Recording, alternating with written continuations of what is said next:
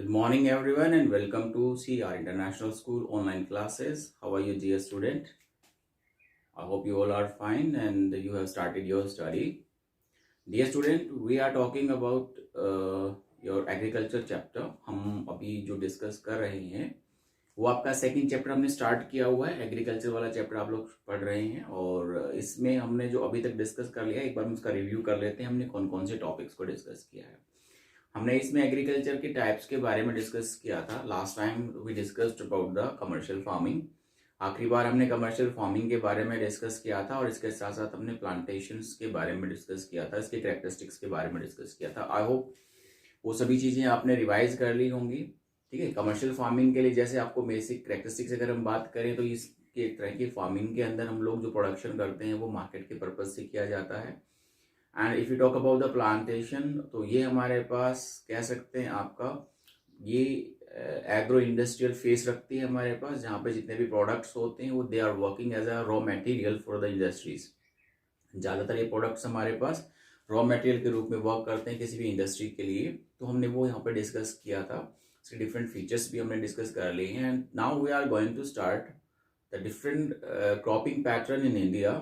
So today's topic will be different cropping pattern in India।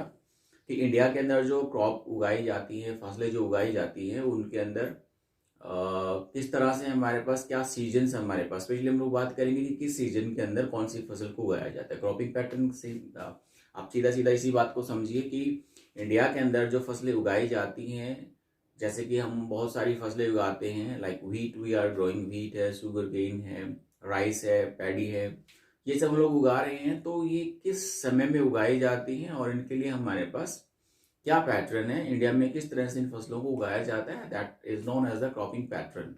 तो हर एक country का अपना क्रॉपिंग पैटर्न होता है। India also have its own cropping pattern. So let us start with the cropping pattern of India. So in India we have basically 3 cropping pattern. हमारे पास India के अंदर 3 तरह के क्रॉपिंग पैटर्न्स हम लोगों को पढ़ना है as per syllabus. India has 3 cropping pattern. One is Rabi, second one is Kharif, third one is Zaid cropping. हमने इसके बारे में थोड़ा सा क्लास में भी डिस्कस किया था, इफ़ यू रिमेंबर, अगर आपको याद है तो हमने क्लास में डिस्कस किया था। इनके बारे में मैंने आपको इंट्रोडक्शन दे दिया है कि रबी की क्रॉप्स हमारे पास बेसिकली, अगर हम सिंपल से शब्दों में बात करें, कि ये हमारे पास सर्दियों में उगाई जाती है। खरीफ की जो क्रॉपिंग होती है वो हमारे पास वो गर्मियों में उगाई जाती है। और बहुत सिंपल समझे तो जायद जो क्रॉपिंग होती है in between, somewhere in between these 2 cropping season, कहीं ना कहीं ये जो हमारे पास फसलें होती हैं वो इन 2 जो क्रॉपिंग सीजन हो गए हमारे पास रबी और खरीफ, इन दोनों के बीच की जो हमारे पास टाइम बचता है, उस टाइम में हम लोग कुछ के फसलें उगाते हैं जिनको हम लोग ज़ैद क्रॉपिंग सीजन बोलते हैं हमारे पास। ठीक है, तो one by one we are going to talk about कि कब ये हमारे पास उगाया जाता है, किस समय उगाया जाता है, क्या क्या हमें ध्यान रखना है, वो सब चीजें हम इसमें डिस्कस करेंगे। देखिए, rabi cropping pattern, these crops are shown in winter. बहुत सिंपल सा है आपका कि ये जो फसलें होती है हमारे पास विंटर सीजन में उगाई जाती हैं, यानी कि सर्दियों में हम लोग इन फसलों को उगाते हैं। और अगर हम मंथ्स की बात करें, if we talk about the month, so these crops are grown from October. जो हमारे पास मंथ आते हैं आपका, हम यहाँ पर रियलाइज कर सकते हैं आपका कि अक्टूबर से दिसंबर, ये जो हमारे पास क्रॉपिंग पैटर्न स्टार्ट हो जाता है, इन फसलों को उगाने का जो टाइम है वो अक्टूबर से स्टार्ट होता है। अक्टूबर से लेकर और दिसंबर तक we can grow in between these months, October to December, ये हमारे पास इन फसलों को उगाने का टाइम है।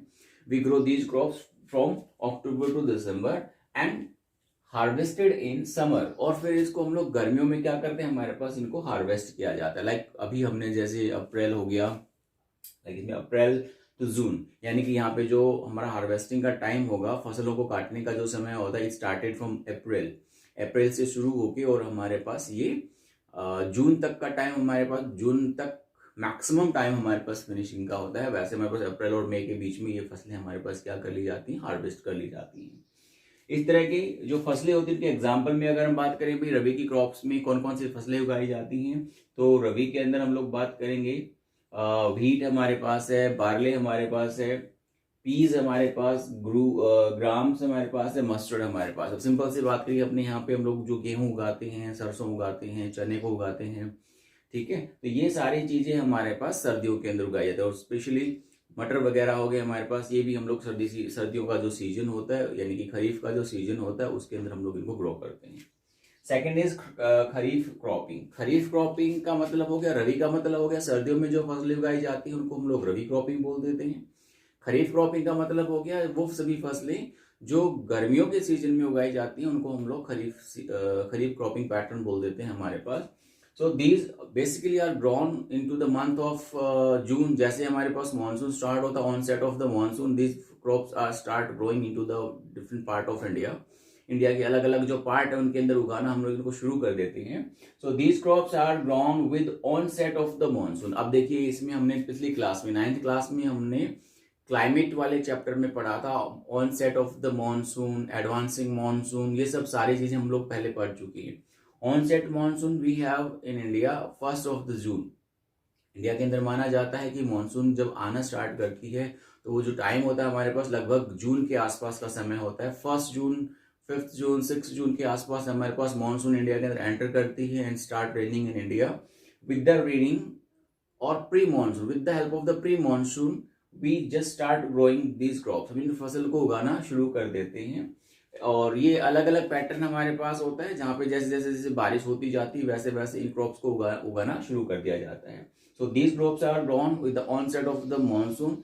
इन other words we are growing these crops in the month of the June. June में हम इन फसलों को उगाते हैं एंड हार्वेस्टेड इन सितंबर और अक्टूबर। और फिर इनको हम लोग सितंबर और अक्टूबर के अंदर हम लोग क्या कर लेते हैं, हार्वेस्ट कर लेते हैं। यानी कि काटने का जो समय है वो क्या आपका सितंबर और अक्टूबर होता है। एग्जाम्पल के लिए हम लोग कौन कौन सी फसलें हैं जो समर के अंदर उगाते हैं हमारे पास, या फिर खरीफ क्रॉप्स में हमारे पास जो हमारे पास क्रॉप्स आएंगी वो कौन कौन सी हमारे पास, पैडी हमारे पास हो गया, मेज हमारे पास हो गया, जवार हमारे पास हो गया, मिलेट्स जिसको हम लोग बोलते हैं, बाजरा हमारे पास हो गया, तुर यानी कि दालें हमारे पास हो गई, तुर है, मूंग है, कॉटन, जूट, ये सब हमारे पास फसलें, जो हमारे पास उड़द वगैरह की जो फसलें होती हैं ये हमारे पास गर्मियों के सीजन में हमारे पास उगाई जाती हैं। ठीक है, आपसे क्वेश्चन पूछ सकता है कि सर्दियों में कौन सी दाल उगाई जाती है, so which pulse is grown into the winter season, तो आप पीज का नाम ले सकते हैं। ग्राम हमारे पास है, उसको हम लोग सर्दियों में उगाते हैं हमारे पास। ठीक है, last one is Zaid cropping. Zaid cropping as I have told you कि इनके जैसे हमारे पास ये टाइम ड्यूरेशन हमें पता लगे अक्टूबर से अप्रैल और जून से सितंबर या अक्टूबर के बीच की जो समय होती है हमने डिवाइड कर दिया। अभी हमारे पास ये बीच में 2 months का टाइम बच गया फ्रॉम अप्रैल टू जून। तो इन 2 महीनों के अंदर हमारे पास एक टाइम आ जाता है जहाँ पे हम लोग फसलें उगाते हैं। तो वो हमारे पास बेसिकली फूड क्रॉप्स हम उगाते हैं हमारे पास, या कुछ वेजिटेबल्स वगैरह होती है जिनको हम लोग इस समय में उगाते हैं। तो इन 2 क्रॉपिंग सीजन के बीच में जो फसलें उगाई जाती हैं उनको हम लोग जायद क्रॉपिंग सीजन बोलते हैं। रवि खरीफ दोनों के बीच का जो समय है उसमें हम लोग जो फसलें उगाते हैं वो हमारे पास जायद क्रॉपिंग सीजन कहलाते हैं आपका। So these crops are grown between 2 seasons are called Zaid cropping. Example के लिए हम लोग क्या उगाते हैं इसमें, सिंपल सी बात है, वाटरमेलन है, मस्क मिलन हमारे पास है, कुकुम्बर हमारे पास हो गया, वेजिटेबल हो गया, और जो फूड क्रॉप्स जो हमारे पास जो होती हैं जो पशुओं के चारे के रूप में इस्तेमाल की जाती है वो हम यहाँ पर फसलें क्या करते हैं आपका ग्रो करते हैं जायद के अंदर। अब इसके बाद हम लोग जो डिस्कस करेंगे वो हमारे पास different kinds of crops that's are grown in India. India के अंदर कौन कौन सी फसलें हैं जो उगाई जाती हैं। बेसिकली हमने जो फसलें हैं उनको अगर डिवाइड करना चाहें तो कुछ हमारे पास फूड क्रॉप्स हैं, कुछ नॉन फूड क्रॉप्स रहेंगे हमारे पास, कुछ हमारे पास फाइबर क्रॉप्स भी रहेंगे हमारे पास। ठीक है, एंड इसके साथ साथ हमारे पास ब्रेवरेज क्रॉप्स भी हमारे पास रहेंगी। जैसे फूड क्रॉप्स में अगर हम बात करें, जितने भी ग्रेन्स हमारे पास, अनाज हमारे पास है, व्हीट है, राइस है, ठीक है, मेज है, मिलेट है, ये सब हमारे पास फूडिंग क्रॉप्स के अंदर आते हैं आपके। उसके बाद हमारे पास दूसरा जो नॉन फूड क्रॉप्स में हम अगर बात करें तो रबड़ है।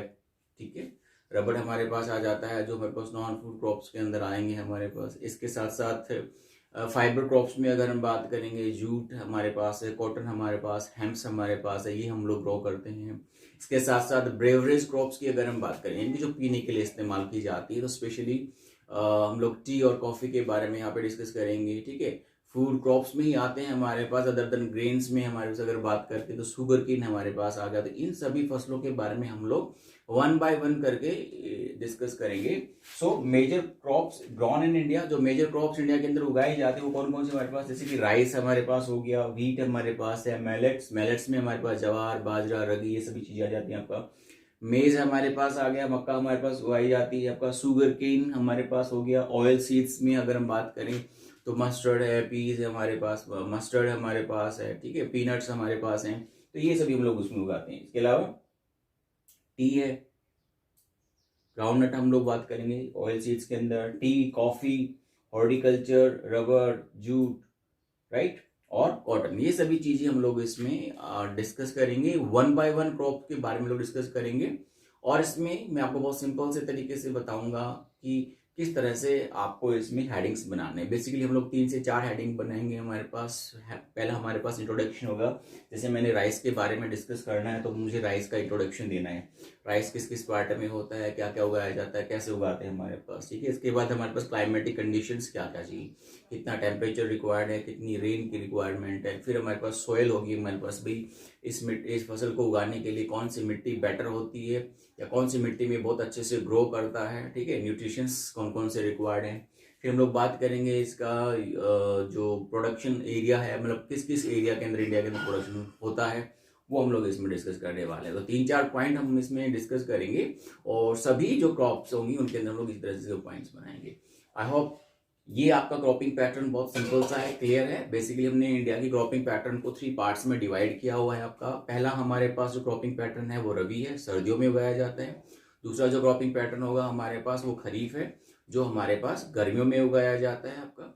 तीसरा हमारे पास इन दोनों सीजन के बीच में जो हमारे पास फसलें उगाई जाती हैं इनको हम लोग जायद क्रॉपिंग बोल देते हैं। एग्जाम्पल के लिए आप बता सकते हैं भाई रबी क्रॉपिंग के अंदर हमारे पास क्या क्या आएगा हमारे पास। जैसे सर्दियों में जो फसलें उगाई जाती हैं, 1-2 फसलों का नाम आप बड़े आराम से बता सकते हो। जैसे व्हीट हो गया हमारे पास, मस्टर्ड हमारे पास हो गया, पीज हमारे पास हो गया। ये सब हम लोग कब उगाते हैं, सर्दियों के अंदर उगाते हैं। खरीफ की अगर हम बात करेंगे तो जैसे आपका ज्वार है, बाजरा है, रगी है, ठीक है, ये सारी फसलें से आपका मूंग है, उड़द है, दालें जितनी भी होती है हमारे पास, ठीक है, वो हमारे पास अब कहाँ पे उगाते हैं, हमारे पास खरीफ सीजन में उगाते हैं। हमारे पास पैडी हमारे पास हो गया। अब पैडी के लिए अगर हम बात करेंगे तो वेस्ट बंगाल में हमारे पास जो राइस होता है उसकी 3 फसलें ली जाती हैं, ओस, अमन और बोरो। ओस, अमन और बोरो, तो हमें ध्यान रखना आपका ओस, अमन, बोरो ये रबी की फसल है या फिर खरीफ की फसल है। ओस हमारे पास रबी की सॉरी खरीफ की फसल हमारे पास होती है, अमन हमारे पास खरीफ की फसल होती है और बोरो हमारे पास सर्दियों के अंदर उगाई जाती है। तो ये 3 फसल इस तरह से हमारे पास क्लासिफाइड है। I hope you got it. अगर फिर भी आपकी कोई क्वेरी होती है तो आप मुझे व्हाट्सअप कर सकते हैं, मेरा नंबर आप सभी के पास है, आप बड़े आराम से मुझे कॉन्टेक्ट कर सकते हैं। That's all for the day, see you next time, bye, see you again.